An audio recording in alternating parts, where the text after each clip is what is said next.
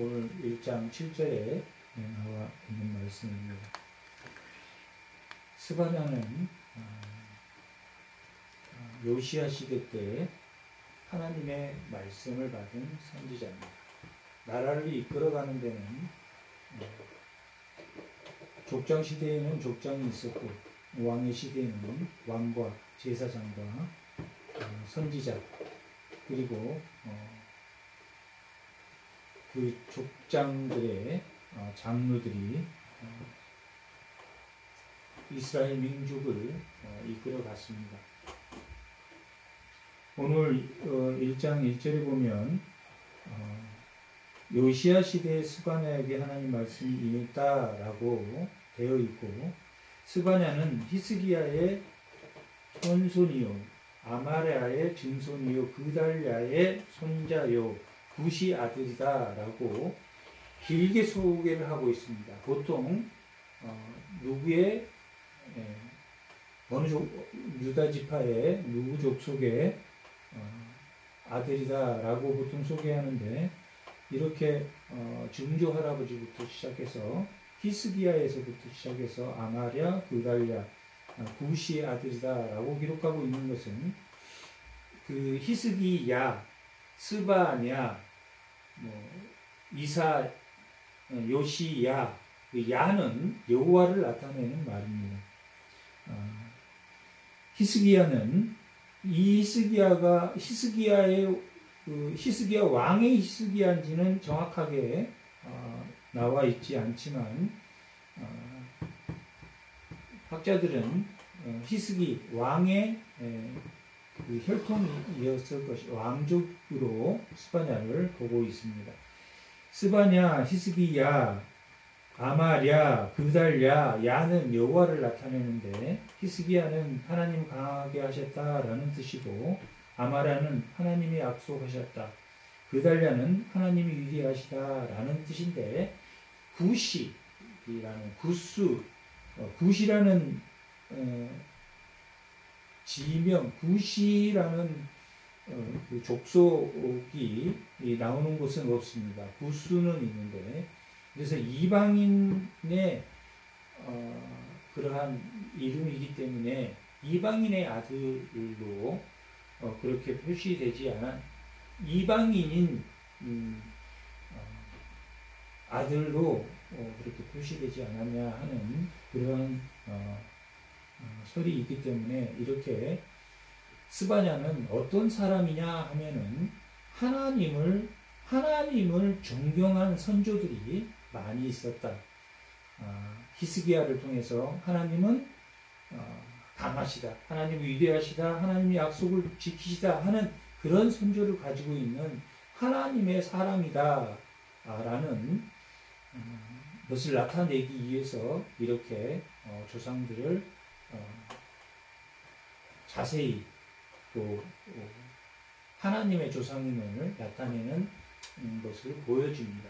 아모스는 뽕나무를 키우는 목자였기 때문에 여호와의 말씀이다라는 말을 굉장히 많이 이와 같이 말씀하셨다, 여호와가 이렇게 말씀하셨다라는 말을 많이 사용하고 있는데, 그도 뽕나무를 키우던 목자였기 때문에 사람들이 약간은 무시한 그런 풍토가 있었기 때문에 하나님이 세운 사람이다, 이것은 뽕나무를 키우는 목자가 하는 말이 아니라 하나님의 말씀이 임하여 너희에게 말한다 라고 아모스서의 아모스가 그렇게 아모스서의 특징을 보면 이와 같이 말씀하셨다, 하나님 여호와의 말씀이다 라고 하는 것처럼, 이 스바냐도 하나님이 세운 조상을 가지고 있는 그러한 하나님의 말씀을 임한 선지자라는 것을 우리가 볼 수 있습니다. 그리고 오늘 이 스바냐서의 전체적인 내용을 보면, 그 요시야 시대 때 요시야 왕은 8살 때 왕이 되었고, 왕이 된 이후에 그 18년째 되는, 그러니까 26살이 됐겠죠. 그 재임은 31년 동안 왕을 했었고 640년에서 609년까지 이렇게 왕을 했던 사람입니다. 609년 하면은 에레미야가 활동했던 초기의 활동이 그 끝에 요시야 왕 끝에 에레미야도 활동했었고 나홈이란 선지자도 이때 활동했었고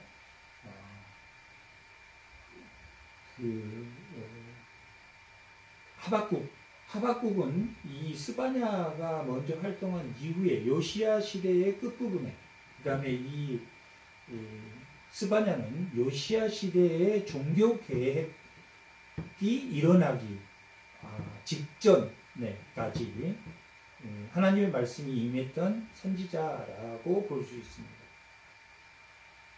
이 요시야 시대의 정확한 기록은 열왕기 22장과 23장에 기록되어 있는데 이 요시야란 왕이 이스라엘의 전체 왕 중에서 가장 훌륭한 왕이다라고 기록되어 있고 이 히스기야보다도 이 요시야 왕을 더 훌륭하게 치는 부분은 이 요시야 왕 때는 이 종교 계획이 산당까지 히스기야 시대 때도 모든 왕들이 그 산당에서 하나님의 예배를 드렸던 것은 허용했었는데 그 산당의 모든 제사장들과 산당의 모든 그 제단을 다 허물어 버리고 오직 하나님이 예배하라는 곳에서 예배할 수 있는 그러한 하나님의 말씀대로 하나님의 예배를 드리라고 하는 곳이 신명기나 이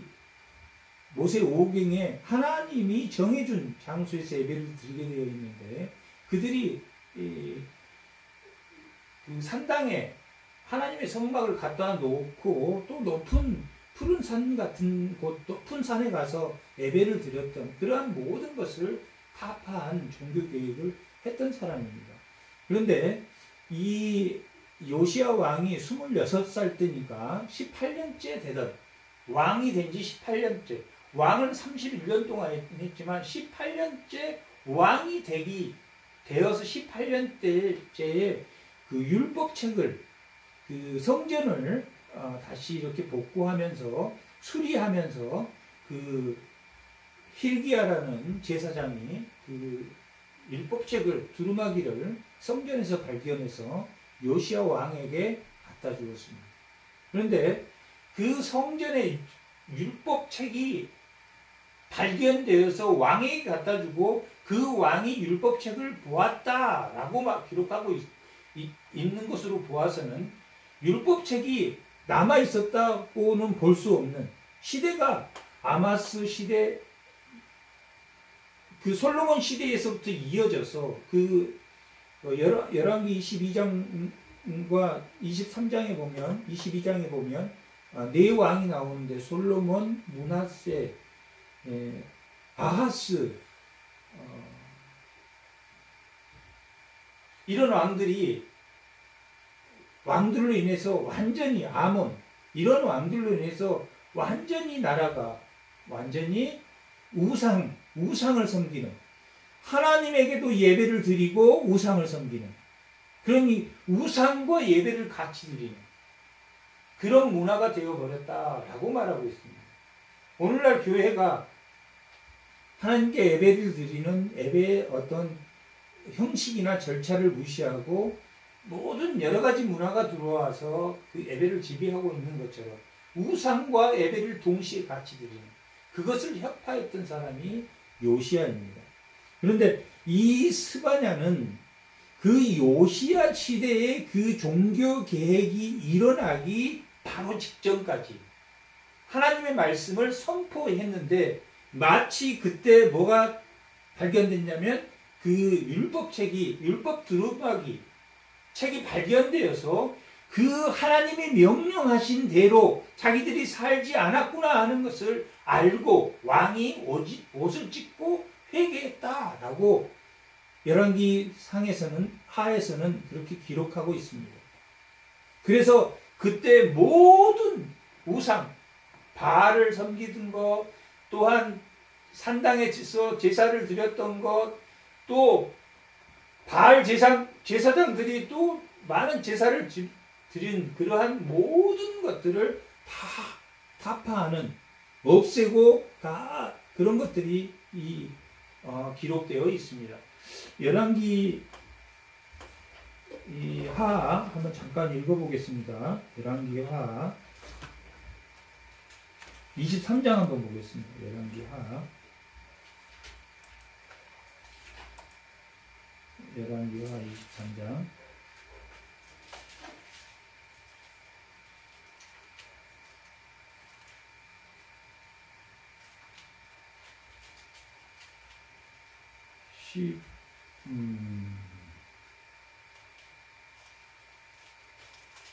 8절에서부터 한번 읽어보겠습니다. 쭉 그 23장은 그 요시야 왕이 어떻게 그 우상들을 타파했는가 하는 내용이 나오는데, 한번 9절부터 그 위에도 쭉 나와 있는데,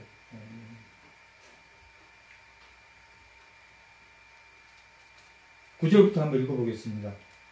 산당의 제사장들은 예루살렘 여호와의 제단에 올라가지 못하고 다만 그 형제 중에 무기품을 먹을 뿐이었더라. 왕이 또 흰놈의 아들 골짜기에 도벳을 더럽게 하여 어떤 사람도 몰래에게 드리기 위하여 자기 자신을 불로 지나가지 못하게 하고, 또 유다 여러 왕이 태양을 위하여 드린 말들을 제하여 버렸으니 이 말들은 여호와의 성전으로 들어가는 곳의 근처 네시 나단 멜렉의 집 곁에 있었던 것이며, 또 태양 수레를 불사르고 유다 여러 왕이 아하스의 다락 지붕에 세운 제단들과 므낫세가 여호와의 성전 두 마당에 세운 제단들을 왕이 다 헐고 거기서 쌓아내려서 그것들의 가루를 기드론 시내에 쏟아버리고, 또 예루살렘 앞 멸망의 산 오른쪽에 세운 산당들이 왕이 더럽게 하였으니 이는 옛적에 예루살렘 왕 솔로몬이 시돈 사람의 가증한 아스다롯과 모압 사람의 가증한 그모스와 아몬 자손의 가증한 밀곰을 위하여 세워졌던 것이며, 왕이 또 석상을 깨뜨리며 아세라 목상을 찍고 사람의 해골로 그곳에 채웠더라. 어떻게 종교 계획을 했는지, 어떻게 협회했는지, 그 23장이 거의 다 앞에 4절에서부터 시작해서 쭉 우상을 혁파하는 그러한 내용입니다. 하나님을 섬기는 율법책이 그 성전에서 나왔습니다. 그러면 그들은 철저하게 하나님의 말씀, 규례, 율례를 지키지 않은 생활을 했기 때문에 아예 성경, 그 율법의 책조차도 존재하지 않는 시대에 살았습니다. 그리고 요시야 왕은 8살 때 왕이 되었기 때문에 26살 때 성장하면서 8살 때 눈을 뜨기는 그 역대하 35장에 보면 요시야 왕에 대해서 8살 때 하나님의 규례를 지키려고 했고 12년 후에 하나님의 말씀대로 순종하는 그러한 왕이 되었다.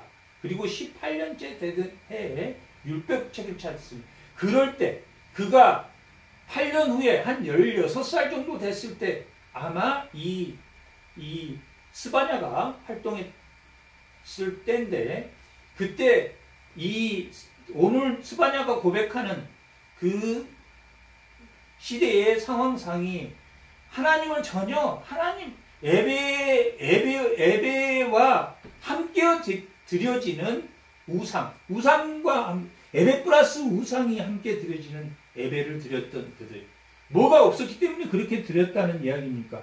하나님의 말씀이 없었기 때문에 그런 예배를 드렸는데, 성전에서 그 말씀을 찾아서 그 말씀대로 순종해가는, 그 말씀대로 예배를 드려가는 바르게 혁파한 왕이 요시야 왕이었다라고 말할 수 있습니다.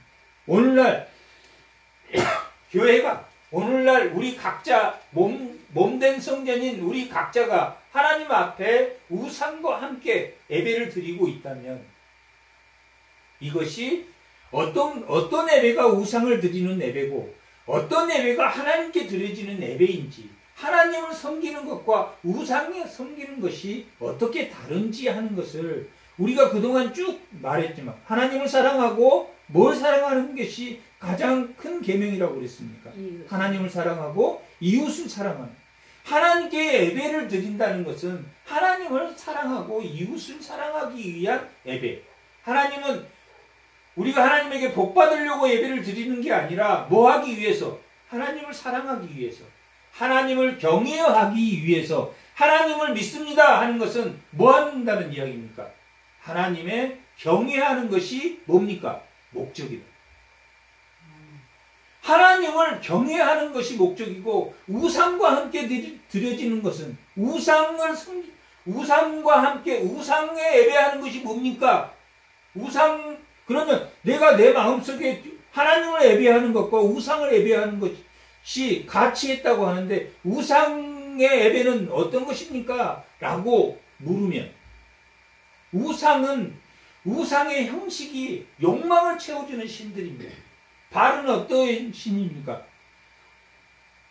이 풍성한 풍요를 주는 신이다. 모든 인간의 욕구를 채워주는 게 우상에게 드려지는 신입니다. 내 자신의 욕구를 채우려고 하는 예배는 어떻게 드리는 예배입니까? 우상에게 드리는 거예요. 자기 욕구를 채우려고 하는 게 아니라 누구의 욕구를 채우려고 하는 게 하나님께 드려진 예배입니까? 하나님을 사랑하는 예배, 하나님의 욕구를 채워주는 하나님의 영광을 드려지는 예배, 또한 타인의 아픔을 아는 예배가 하나님께 드려지는 예배라면 자기의 욕구를 채우는 바알신. 지금 우리가 이사야 1장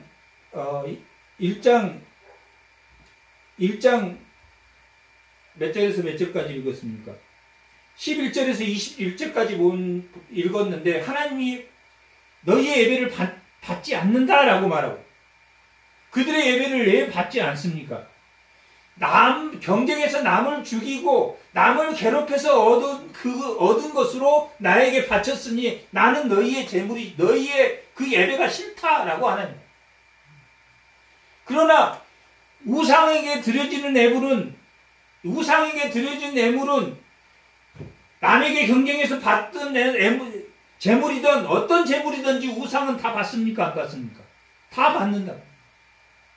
하나님은 왜 안 받습니까? 그 예배 자체가 하나님을 사랑하고 타인을 사랑하는 예배가 아니면 하나님은 받지 않는다는 거예요.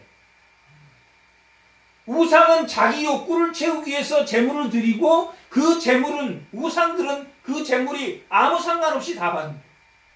하나님은 자기 욕심을 채우려고 드리는 재물은 누구에게 드린 예배니까? 우상에게 드려지는 예배니까 받지 않는다. 하나님의 성도로서 드려지는 예배는 기독교인 하면은 어떻게 드려지는 예배입니까? 하나님의 영광을 위해서 드려지는. 우리의 목적은 하나님 나라가 완성됐기 때문에 거룩한 성도인데 우리는 거룩해지도록 우리의 목적은 하나님과 함께 거룩해지도록 하는 그것이 목적입니다. 그랬을 때 뭘 주신다고 이사야 1장 준다고 말하고 있습니까? 땅의 소산을 주겠다. 그러면 풍성한 땅의 소산을 주겠다는 목적이 땅의 소산이 아니라 자기 욕망을 자기 욕구를 채우는 것이 무엇에게 드리는 예배라는 이야기입니까? 우상에게 드려요. 하나님께 드려지는 예배는 하나님을 사랑하고 타인을 사랑하는 그게 하나님께 드려지는 예배라. 내가 뭐 한다 할지라도 돈이 많고 적음을 이야기하고 있는 건 아닙니다. 돈이 많은 사람이 타인을 위해서 사랑하는 게 아니라 돈이 있던 없던 하나님의 자녀는 뭐 한다? 타인을 사랑하는 존재. 타인을 위해서 드려지는 예배가 되어야 된다. 그러면 뭘 주겠다? 땅의 소산을 주겠다. 하늘의 소산은 은혜이고 땅의 소산은 우리의 풍성한 음식입니다. 그런데 이 스바냐서는 뭘 말하고 있냐면 그 풍성함, 하나님이 주신 식물, 하나님이 주신 그 생산한 것을 소비하는 자가 누구입니까? 그 식물을 먹는 자가 누구입니까? 인간이랍니다. 우리는 하나님이 주신 것을 먹으면서 살며 감사해야 될 존재들이다. 하나님 만든 이 세상의 만물은 다 유한한 것입니다. 사람도 유한한 것입니다. 그래서 식물도 결국은 땅에 다시 녹아져 들어가서 다시 식물을 배양하는 배양토가 되는 겁니다. 사람도 그렇고 식물도 그렇고 모든 것이 그렇게 하나님의 창조의 질서가 이루어지게 되어 있습니다. 그렇게 하나님의 창조의 질서대로 유익을 받는 존재가 그 존재가 바로 뭐가 되냐면 문제가 됩니다. 인간이 창조의 질서를 무너뜨리는 가장 큰 존재가 됩니다. 존재가 되었다라고 밝혀주는 것이 오늘 스바냐 1장의 내용입니다. 너희 인간이 하나님을 믿는, 하물며 하나님을 믿는 이스라엘 백성, 하나님의 선민이라고 하는 이스라엘 너희들이 무엇과 같이 되었다? 세상의 제국과 같이 되었다. 세상의 제국은 뭘 무기로 한다고 그랬습니까? 폭력을 신격화한 경쟁에서 이겨서 남의 것을 뺏고 갑질이 뭡니까? 갑질. 인간을 인간으로 안 보는 것. 인간을 인간으로 안 보고 뭐 하느냐면 인간을 하나의 무생물로 보는 것. 인간을 그냥 하나의 자기 이용 가치로 본다. 인간은 하나님이 뭘로 만드셨습니까? 하나님의 형상으로 만드셨어요. 믿는 자나 믿지 않는 자나 다 하나님의 형상으로 만든 인간을.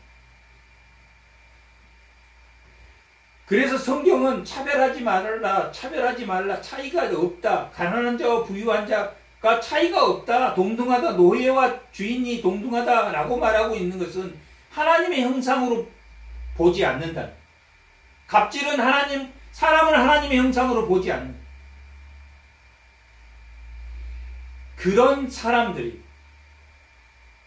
이 이스라엘 백성들이 그러한 세상의 혼합주의가 들어와서 이 하나님의 제국, 아브라함으로 세웠던 함의 족속들이 바벨탑을 쌓고 가인의 족속이 에녹성을 쌓고 스스로 폭력을 신격화해서 경쟁과 자기 스스로의 기쁨을 누리고 했던 그 제국의 대안으로 만들었던 아브라함의 자손의 왕의 자손, 하나님이 왕인 그 제국의 뭐와 동일하게 하나님의 왕국이 돌아가고 있다는 이야기입니까?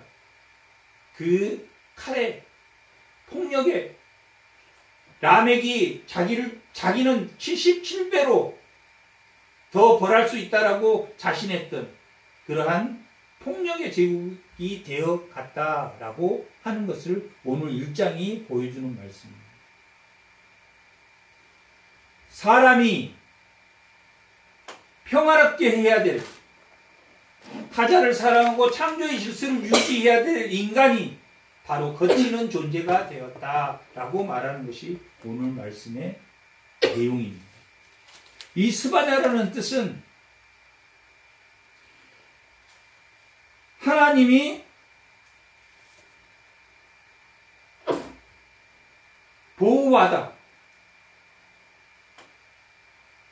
그런 뜻입니다. 하나님이 감추었다, 하나님이 보호하다라는 그런 뜻을 가지고 있습니다. 그러한 시대에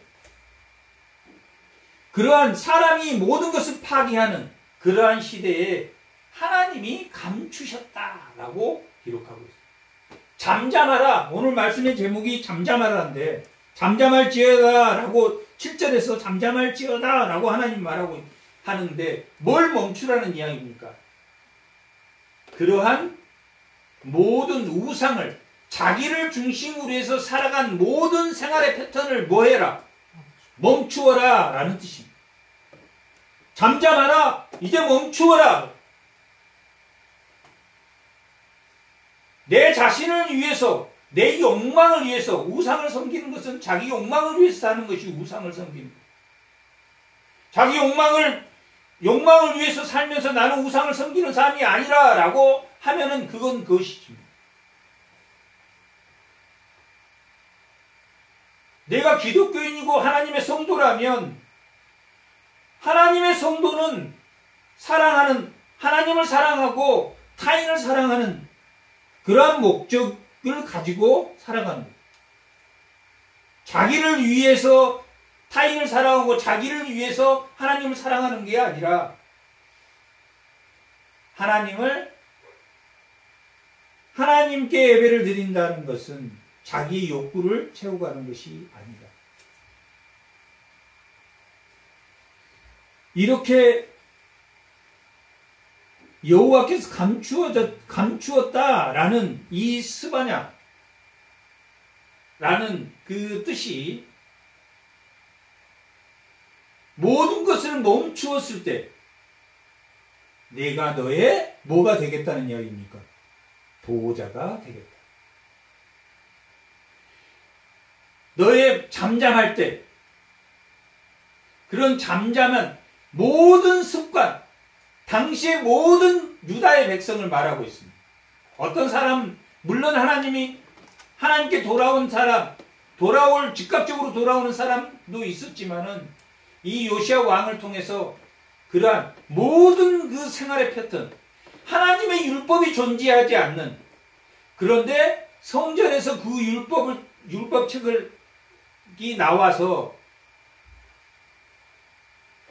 그 홀다라는 여 선지자를 찾아가서 이 율법책을 제대로 설명하라라고 말했을 때 너희들이 이렇게 하지 않으면 너희들이 멸망할 것이다. 멸망할 것이다. 라고 홀다가 말함으로 이 요시야 왕이 열왕기하 23장에서 모든 것을 혁파해 나가네. 그리고 또 하나님의 말씀이 임했던 오늘 이사야의 말씀과 동일한 말이 그 율법책이 발견되기 직전에 이미 스바냐가 그들에게 이렇게 멸할 것을 명했던 그런 말씀이 나옵니다. 이 가장 중요한 말이 오늘은 잠잠하라. 너희의 모든 자기 욕구를 채우는 그 생활의 패턴을 다 멈추고 다 산당을 버리고 자기 예배하는 우상, 자기 욕구를 채우기 위한 그런 예배를 다 멈추어라 라고 잠잠하라 라고 했다면 하나님이 이 13절 오늘 마지막 절에 보면 12절에 보면 여호와께 복도 내리지 아니하며 화도 내리지 아니하리라 하는 자를 등불로 두루 모아한다고 했습니까? 찾겠다고. 스바냐 이름은 감추시는데 감추시는 여호와께서 진정으로 자기 삶의 패턴을 내려놓고 잠잠해서 하나님께로 돌아오는 자, 하나님에게로 돌아오는 자들을 감추겠다고 하지만 또한 한편으로는 감추이지 않고 어떤 사람은 두루 찾겠다는 이야기입니까? 우상을 섬기는 자. 복도 내리지 아니하며 화도 내리지 않는, 우상은 복도 내리지 않고 화도 내리지 않는다. 근데 그 우상을 대상으로 하나님으로 여기서 표현해서 하나님이 복도 주지 않고 이사야에 보면 우상은 어떤 존재라고 했냐면 복도 화도 주지 못하는 그러한 하나의 화 있을진저 하나의 돌멩이고 하나의 나무일 뿐인데 복도 주고 화도 주지 못한 그 우상을 빌어서 하나님이 복도 주고 하지도 않는 자를 하나님이 뭐 한다고 하고 있습니까? 두루 찾는다. 스바냐는 여호와께서 감추어 주시고 보호해 준다는데 반대로 어떤 사람은 찾겠다는 이야기입니까? 우상을 섬기는 자는 찾겠다라고 말하고 있습니다. 2장 3절 한번 보겠습니다. 2장 3절 다 같이 한번 읽어보겠습니다. 여호와의 규례를 지키는 세상의 모든 겸손한 자들아, 너희는 여호와를 찾으며 공의와 겸손을 구하라. 너희가 혹시 여호와의 분노의 날에 숨김을 얻으리라. 감추임을 받으리라. 스바냐 이름대로 어떤 사람은 감추임을 받습니까? 여호와를 찾는 사람, 정의와 공의를 실현하는 사람은 하나님이 이 스바냐의 이름처럼 감추임을 보호할 것이며, 또한 어떤 사람은 하나님을 우상으로 생각하는 자들, 우상으로 예배를 드리는 자들, 그게 삶의 습관으로 되어 있는 자들, 하나님이 복 주시는 존재, 하나님이 물질을 주는 복 주는 존재로만 생각하는, 하나님을 우상으로 생각하는, 하나님 복도 화도 주지 않는 그런 사람이라 라고 자기 생활의 패턴대로 자기 좋을 대로 예배를 드리는 자는 하나님이 반대로 감추인 게 아니라 반대로 뭐 하겠다는 이야기입니까? 찾아 멸하겠다. 오늘 말씀 1장에 보면 멸한다는 말이 몇 번씩이 나와요. 3절에 보면 내가 사람과 짐승을 진멸하고 공중의 새와 바다의 고기와 거치게 하는 것과 악인들을 아울러 진멸할 것이라. 내가 사람을 땅 위에서 진멸하리니, 진멸하니, 사람과 짐승을 진멸, 악인을 진멸, 내가 사람을 땅 위에서 멸절하리라. 나 여호와의 말이니라 라고 기록하고, 뭐 때문에 일어난 일입니까? 사람 때문에 일어나요. 공중의 새가 잘못했습니까? 짐승이 잘못했습니까?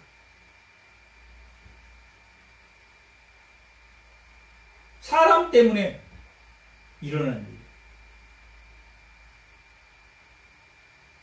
거치게 하는 것이 뭡니까? 거치게 하는 것이 우상입니다. 넘어지게 하는 것, 우상.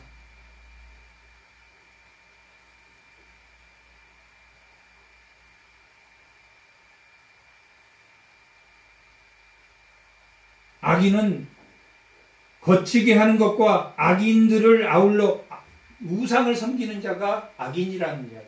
자기 욕구를 채우는 자, 자기 욕망을 위해서 사는 자, 자기를 위해서 사는 자.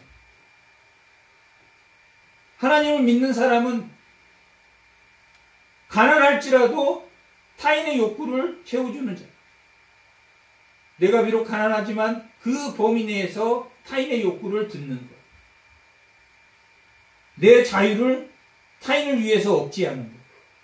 그런 것이 하나님을 믿는 자들. 나는 진리가 너희를 자유케 하리라 한 그 말처럼 그냥 나는 예수 믿으니까 내 마음대로 해도 돼, 그렇게 말하는 것. 그런 뜻이 아닙니다. 하나님의 말씀에 순종하는 자들은 타인의 아픔, 타인의 자유, 타인의 자유를 위해서 내 자유를 억제하는, 그것이 진정한 기독교인의 자유입니다. 나는 내 마음대로 해 하는 것은 타인을 무시하는,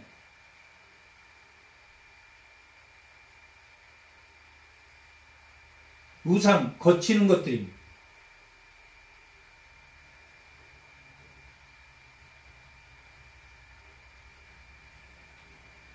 골로새서 3장 한번 찾아보겠습니다. 골로새서 3장 여기 한번 찾아보겠습니다. 1절에서 한번 읽어보겠습니다. 골로새서 다 같이 한번 1절 한번 읽어보겠습니다. 그러므로 너희가 그리스도와 함께 다시 살리심을 받으면 위의 것을 찾으라. 거기는 그리스도께서 하나님 우편에 앉아 계시니라. 위의 것을 생각하고 땅의 것을 생각하지 마라. 위의 것을 생각하고 땅의 것을 생각하지 마라. 그 말이 무엇입니까? 자기의 욕구. 자기 욕구를 채우려고 땅의 것을 생각하지 말고 하늘의 것. 하늘의 것은 무엇입니까? 하나님을 사랑하고 이웃을 사랑하는 것 생각하라. 그것이 그리스도와 함께 있는 것이다. 그리스도인이라는 것은 위의 것을 추구하는 사람. 얼마나 비현실적입니까? 세상 사람들이 들어보면 너는 참 미쳤다, 진짜 미쳤다. 세상의 제국에서 볼 때는 하나님의 홍수 심판을 다시 할 거니까 하나님 말을 신뢰하지 않고 다시 무지개를 보여주시면서 무지개 언약을 할 때 다시는 물로 심판하지 않겠다고 했지만 그들은 하나님 말을 신뢰하지 않고 뭘 쌌습니까? 다시 홍수가 일어나면 자기 스스로 살려고 탑을 쌓았다.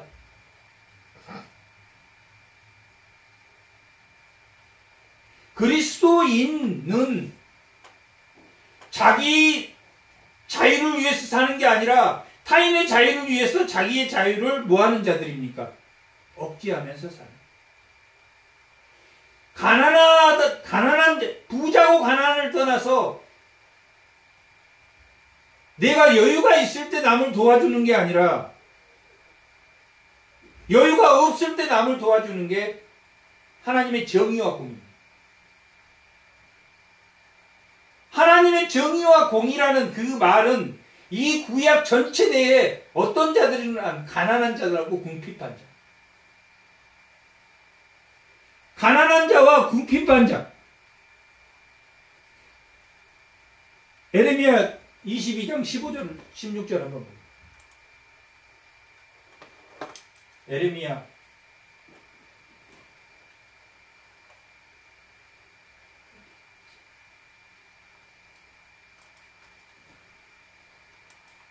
몇 장이요? 에레미야 22장 15절에서 16절. 다 같이 한번 읽어보겠습니다.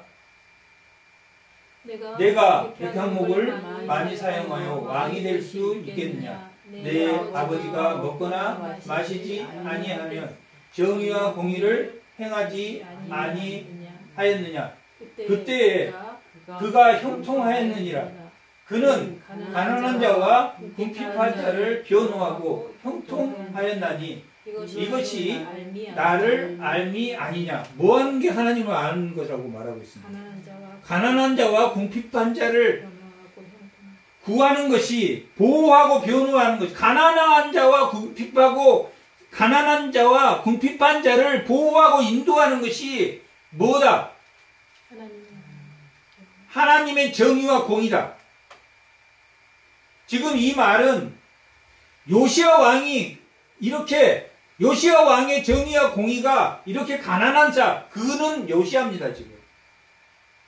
가난한 자와 궁핍한 자를 보호한 것이 하나님의 정의가 아니냐? 구약 전체에 흐르는 게 뭐냐? 자기 욕구를 이스라엘 백성들이 자기 욕구를 채우기 위해서 안식년을 지키지 않고 희년을 지키지 않고 가난한 자를 돌보지 않고 형제를 팔아먹고 형제를 노예로 사용하고 7년이 되면 그들에게 자유를 줘야 되는데 자유를 주지 않았던 이스라엘 심판받. 거기에 공의와 정의가 뭡니까? 타인을 돌보지 않는. 예수를 믿는다는 것은 뭘 돌보는 겁니까?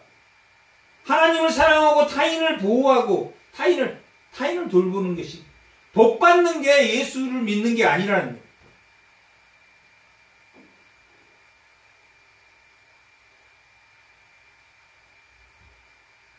그걸 지금 이 스바냐가 당시의 시대 때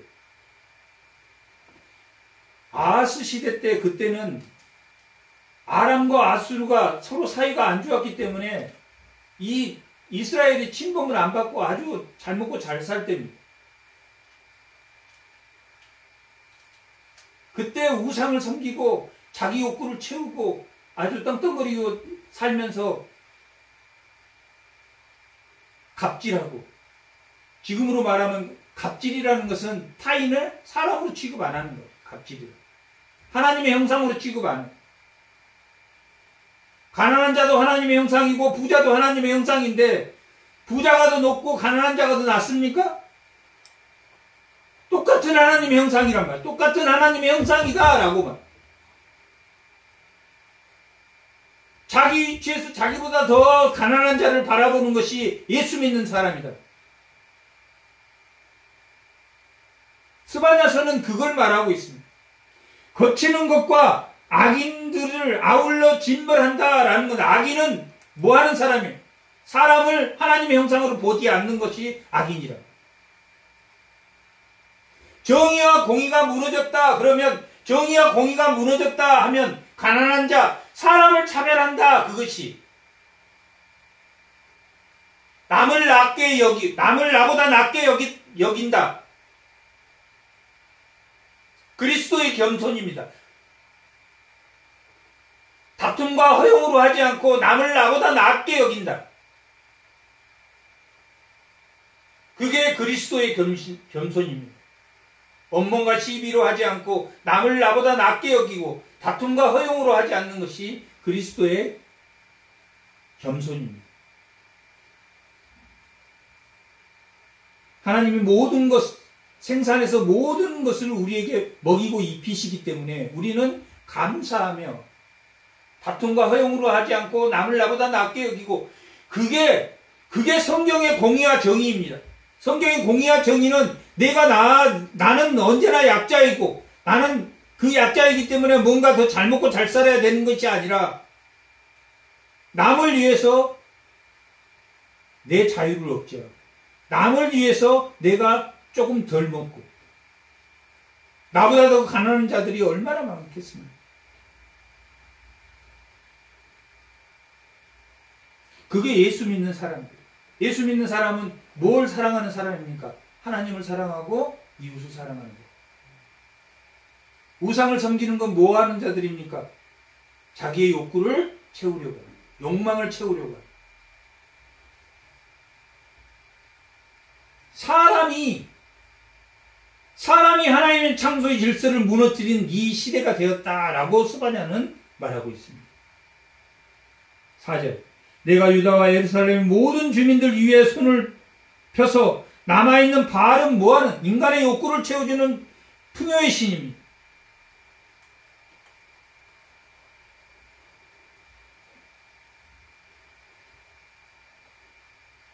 그곳에 멸절하여 그말이면 이 바알을 섬기는 제사장을 그말임이라고 해요. 그런데 그말이라는 이름과 그 제사장들을 아울러 멸절하리라. 바알을 섬기는, 우상을 섬기는, 자기 욕구를 채우기 위해서 자식까지 죽이는, 요즘 세상에 또 그 자기의 최고 약자인 자기의 자식까지 죽인다. 뭘 채우기 위해서? 자기 욕구를 채우기 위해서. 나가서 PC방에서 놀기 위해서 자기 자식을 가다 놓고, 그 어린 애들 가다 놓고 굶겨서 죽이는 부모도 있다.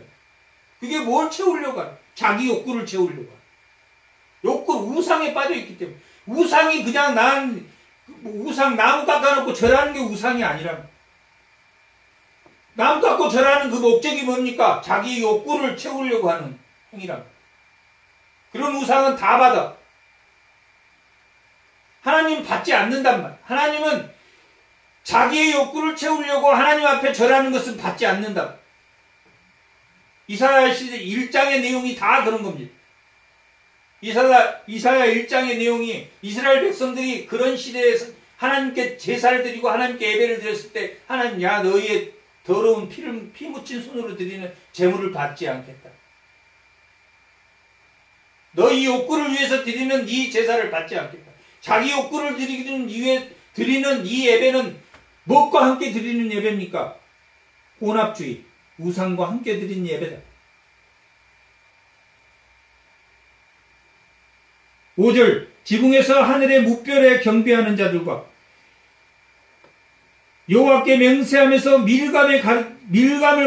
말감을 가리켜 맹세하는 자들과, 말감은 밀곰, 몰록이라는 그 자식을 불태워서 제단에 드리는 그러한 모압과 암몬의 신들에게 드리는 제사입니다. 뭘 위해서 자기 자식을 불태워 드렸습니까? 욕구. 자기의 욕구를 위해서. 자기를 위해서. 자기 잘 먹고 잘 살려고.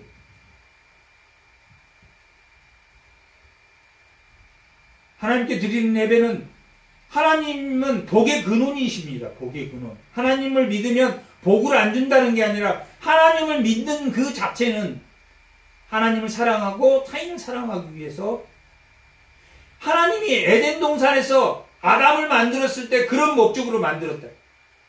그리고 번성하고 생육하고 충만하고 다스리고 정복한다는 그 뜻이 뭐냐면 그 타인 생물과 모든 것을 다스리고 정복하고 충만하게 돼 있다. 그런데 그 인간이 그 충만과 그 다스림과 정복을 자기 욕구, 자기만 취하려고 하는 하나님의 형상으로 보지 않고 사람을 하나님의 형상으로 보지 않고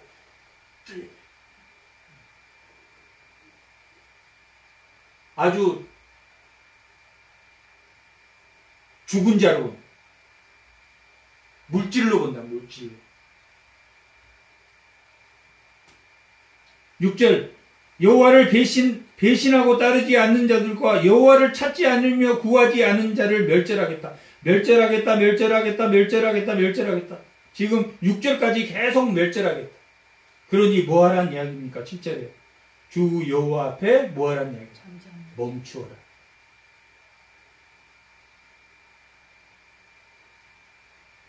내 욕망의 예배를 멈추어라. 복은 무엇이고 축복은 무엇입니까? 복은 하나님이 축복해 주십니까? 하나님 복을 주십니까? 하나님은 복의 근원이기 때문에 하나님 복 자체입니다.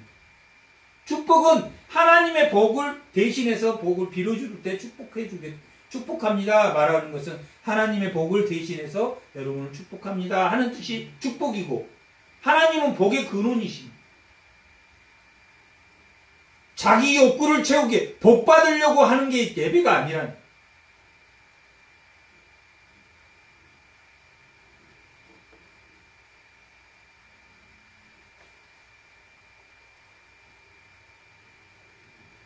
하나님을 사랑하고 타인을 사랑하고 하면 자기가 기도하고 자기가 바란 그 복이 그걸 통해서 들어옵니다. 하나님의 복은 어디에 숨겨두었다고 했습니까? 가난한 자에게 숨겨두었다. 고아에게 숨겨두었다. 불쌍한 자에게 숨겨두었다. 복을 주시옵소서 주시옵소서 주시옵소서 해서 복을 준 게 아니라 그 복을 누구에게 숨겨놨냐면 타나에게 숨겨놨다. 자기는 누릴 거 다 누리면서 복 주시옵소서 주시옵소서 주시옵소서 그것을 해서 복을 주는 건 아니다. 뭐 하면 복을 줍니까? 하나님을 사랑하고 타인을 사랑합니다. 그렇게 하나님 만드셔서 에덴에서 쫓겨났을 때 경쟁하고 싸우는 가인이 자기 성을 만들고 폭력을 신격화하고 경쟁을 신격화하고 스스로 기쁨을 누리기 위해서 모든 것을 만들고 성벽을 쌓았다. 그 결과가 홍수의 심판이에요. 그렇게 건방 뜨는 게 홍수의 심판이에요. 함의 족속들이 탑을 쌓고 바벨탑을 쌓았을 때 그 결과가 홍수로 심판하지 않았지만 하나님의 제국 아브라함을 통해서 하나님의 왕국을 만들어 나가. 그때부터 하나님의 왕국을 만들어 가지고 예수님이 이 땅에 오셔서 이 성경 안에 모든 것이 들어왔다.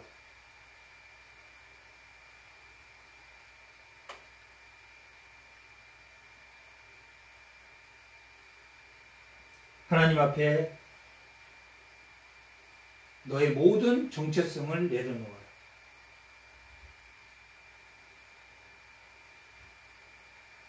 출애굽기 3장 6절에 보면 떨기나무 앞에 모세가 왔을 때 떨기나무 자체는 타지 않는데 불꽃이 막 그 떨기나무에서 일어나는 걸 보고 하나님이 모세에게 내 신을 벗어라 이곳은 거룩한 땅이다 라고 말한 것처럼 잠잠하라.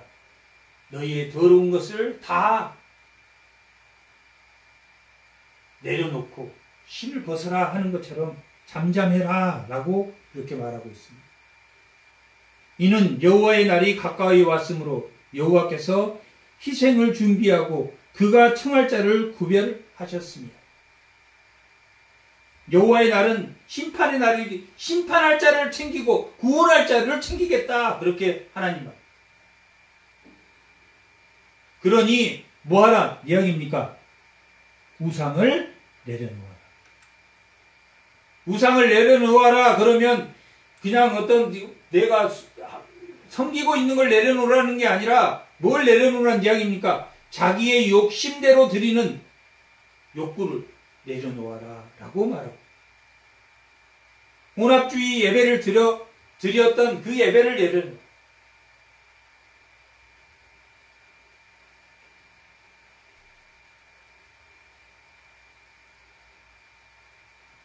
8절 여호와의 희생의 날에 내가 누구 방백들과 왕자들과 이방의 옷을 입는 자들 이방의 옷은 뭡니까? 요즘 같은 명품을 입는 자들 이방의 옷을 입는 자들을 벌할 것이며 이 명품 옷을 입었다라는 것은 남의 타자의 고통은 바라보지 않는다라는 뜻을 가지고 있어요. 이방의 옷을 입은 자들을 벌할 것이며 그날에 문턱을 뛰어넘어서 포악과 거짓을 자기 주인집 앞에 채우는 자를 내가 멸하리.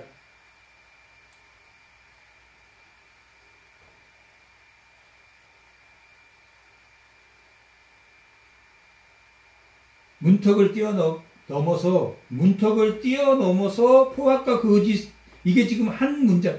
이 문턱을 뛰어넘어서 포악과 거짓을 자기 주인 집에 채우는 자들 이걸 한마디로 말하면 우상을 섬기는 자들 자기 욕구를 채우는 자들. 문턱을 뛰어넘는다라는 것은 문지방 밟지 마라. 우리도 그런 그 문턱 밟지 말고 다녀라. 그런 옛날에 그 부모님들이 그렇게 말했거든요. 이거 이 다곤신을 믿는 사람은 문지방을 밟지 않고는 그러니까 다곤신을 믿는 자들은 포악하고 자기 욕구를 채우고 거짓을 일삼며 자기 주인 집에 채우는 자들 자기 욕구를 채우는 자들이라 우상을 섬기는 그런 자들을 말하 문턱을 뛰어넘어서 포악과 거짓을 다곤신을 섬기면서 포악과 거짓을 자기 주인집에 채우는 자들이 하나님의 성전에 채운다. 뭘 채우냐? 하나님의 성전에 뭘 채우는 자들이 다른 신 마음속에 다른 신을 들고 와서 앉아서 채운다. 다곤신, 바알신 그냥 풍요롭게 해주시고 하는 그 마음이 가득 찬 채로 예배를 드리러 왔다. 하나님의 영광을 위해서 예배를 드리는 게 아니라 문턱을 뛰어넘어서 다곤신을 섬기는 자들이 포악과 거짓으로 자기 성전에 우상의 마음을 채우는 자들 내가 벌하리라. 그날에 나 여호와가 말하노라. 그날에 의문에서 부르짖는 사. 의문은 생선 장사들이 드나들던 문입니다. 예루살렘의 의문은 생선이 드나들던 의문. 가난한 자들이 드나들던 그런 문이었다. 가난한 자들이 부르짖을 것이며 제2구역은 이거 예루살렘의 신도시를 말해요. 지금으로 말하면 화려한 명동 부자들이 사는 거리. 이 구역에서는 울음소리가 날 것이다. 뭐 할 때? 여호와의 날에. 여호와의 날에 가난한 자들이 울부짖을 것이며 부자들이 울음소리가 부자들이 통곡을 할 것이다. 왜 부자들이 통곡하겠습니까? 절망의 끝에 섰을 때 절망의 끝에 서면 뭐가 없어집니까? 벼랑 끝에 서면 뭐가 없어집니까? 돈이 무슨 소용이야? 은과 은이 소용없을 때 울부짖음이 사도행전 3장 6절 합니다.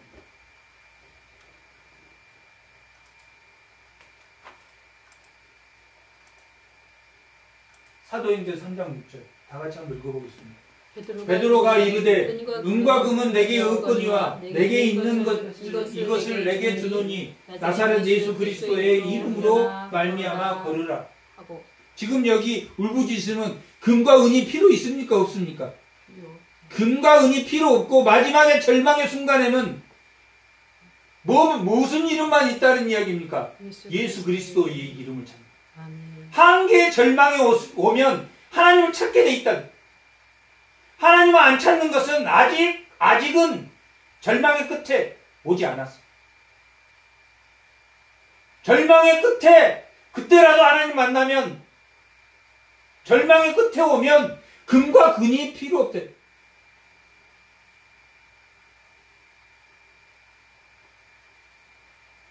예수를 믿는 사람, 하나님, 예수 그리스도의 첫사랑을 느꼈던 사람은 절망의 끝에서 정말 나 죽고 싶다, 더 이상은 살기 싫다, 그 절망의 끝에서 예수의 이름을 붙잡은 사람들. 어떻게?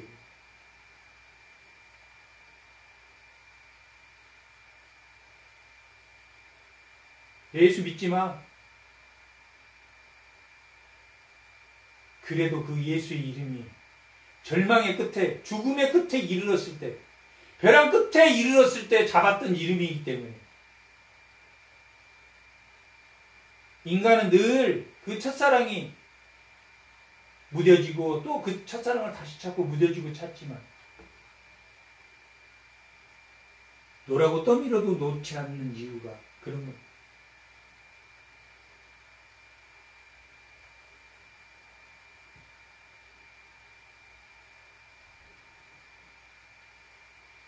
배부른 사람, 제2구역의 배부른 사람의 울음소리가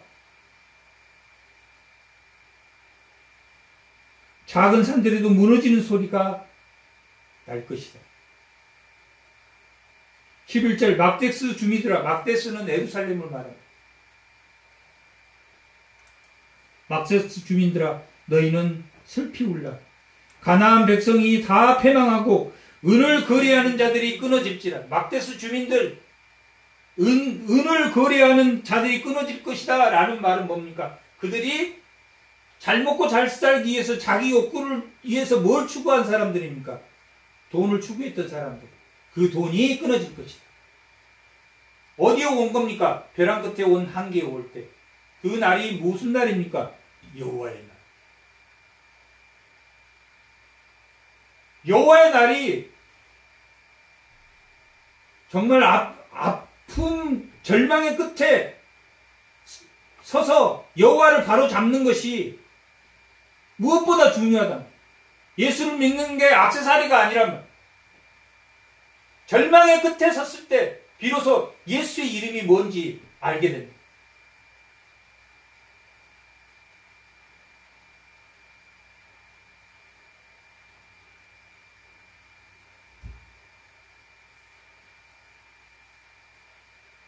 물론 절망의 끝에 서지 않고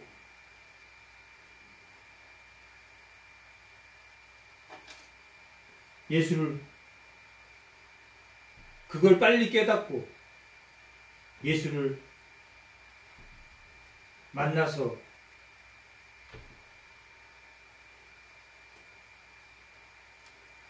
돌아오는 사람도 있지만 은을 거래하는 자들이 돈줄이 다 끊길 것이다. 돈이 인생의 전부가 아니라는 거예요. 욕망의 끝에 서면 그 돈과 그 금은 아무것도 필요 없다는 것을 알게 될 것이다. 내가 하나님을 사랑하고 내 타인을 사랑했는가 하는 것이 자기 절망의 끝에서 바라보는 것. 마지막 인생의 끝에서 바라볼 수 있는 것은 내가 타인에게 어떻게 했는가 하는 것을 바라보고 그것이 자기의 가치의 전부다. 12절 그때 내가 예루살렘에서 찌꺼기같이 가라앉아서 마음속에 스스로 이르기를 여호와께서는 복도 내리지 아니하며 화도 내리지 않되 우상에게 하던 말을 쓰는 그런 자들을 두루 찾겠다. 어떤 자는 하나님을 바로 믿고 궁핍한 자나 가난한 자들을 궁핍한 자나 가난한 자들을 위한 정의와 공의를 실현한 겸손한 자들은 하나님이 여호와께서 감추고 두루 찾아 감출 것이고, 어떤 자들은 두루 찾아 멸절하겠다는 이야기입니까? 하나님을 무상으로 생각하는 자, 하나님을 자기 욕구, 돈 버는 수단으로 사용하는 자, 은을 거래하는, 돈, 자기 욕구를 채우는 사람, 채우는 분으로 하나님을 생각하는 자들.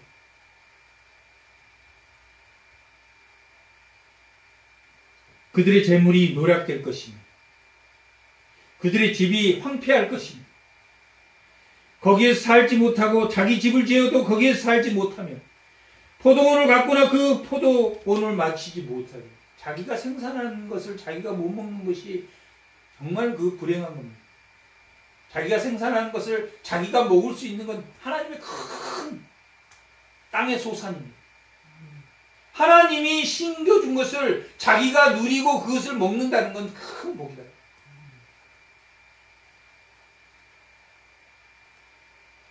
그렇게 은을 바라는 자들은 결국은 하나님을 혼합 예배를 드리는 자들. 지금 오늘 말씀의 1장의 전체적인 내용은 혼합 예배를 드리는 자들. 그러한 여호와의 날은 15절 한번 읽어보겠습니다. 그날은 분노의 날이요 환난과 고통의 날이요 황폐와 패망의 날이요 캄캄하고 어두운 날이요 구름과 흑암의 날이요.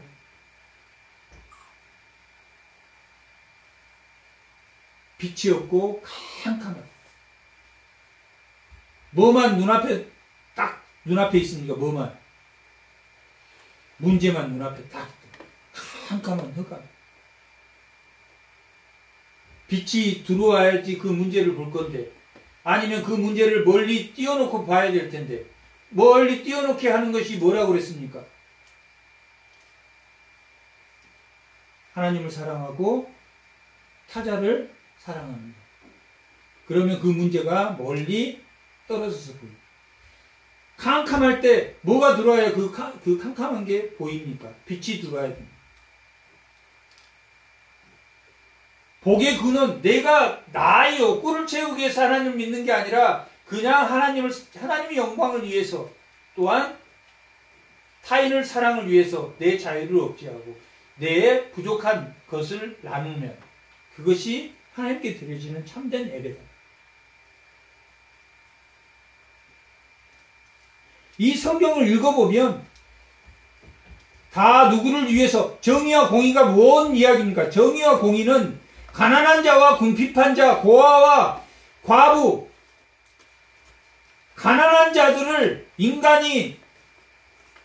인간으로 보지 않기 때문에, 하나님의 형상으로 보지 않고 하나의 물질로 보기 때문에. 언제부터 일어났습니까? 에덴 동산에 쫓겨났을 때부터 일어났다. 폭력으로 남의 걸 경쟁해서 뺏는 시대가 됐다. 그래서 하나님이 홍수로 심판하다가 두 번째 대안으로 뭘 만들었습니까? 하나님의 나라. 아브라함을 통해서 하나님의 나라를 세웠다. 뭐 하기 위해서? 폭력을 신격화하지 않기 위해서, 죄를 신격화하지 않기 위해서 하나님이 하나님 나라를 만들었어. 그런데 그 하나님 나라가 오늘날 예수 그리스도의 몸된 교회로 왔는데, 교회에서 좌파와 우파가 생기고 다툼이 생기고 경쟁에서 싸워 이기려고 하고,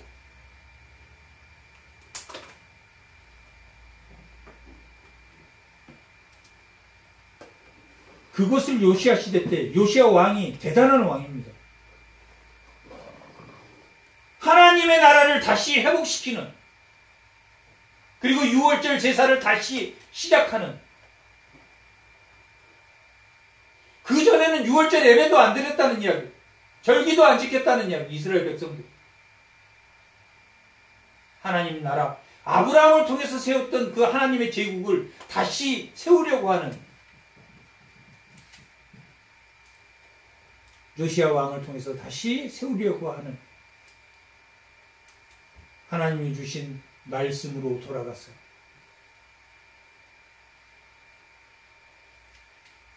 행하고 지키는 모든 신명기나 오경에 보면 처음이 어떻게 나오냐? 여호와를 경외하여 여호와를 경외하여 내 마음을 다하고 뜻을 다해서 하나님의 명령, 율례와 규례를 지켜라. 이렇게 순서가 되어 있습니다. 항상 하나님을 경외하여 하나님을 사랑하여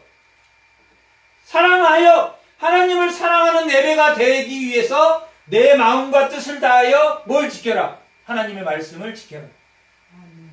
그 말씀을 우리가 못 지키기 때문에 그 율법이 우리에게 죄를 짓는 저주와 같은 것이 되어버리니까 예수님이 자기 몸을 십자가에 대속으로 죽으심으로 그 율법을 완성해서 우리가 예수를 믿으면 된다.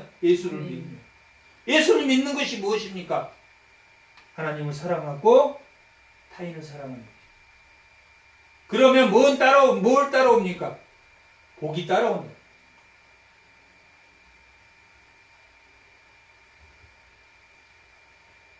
그런 잠잠함이 우리에게 다 우리의 욕구를 채우려고 하는 그 욕구를 떨쳐내는 그런 한 주간의 삶을 다 사시고 하나님의 축복을 받으시기 바랍니다. 잠깐 기도하겠습니다.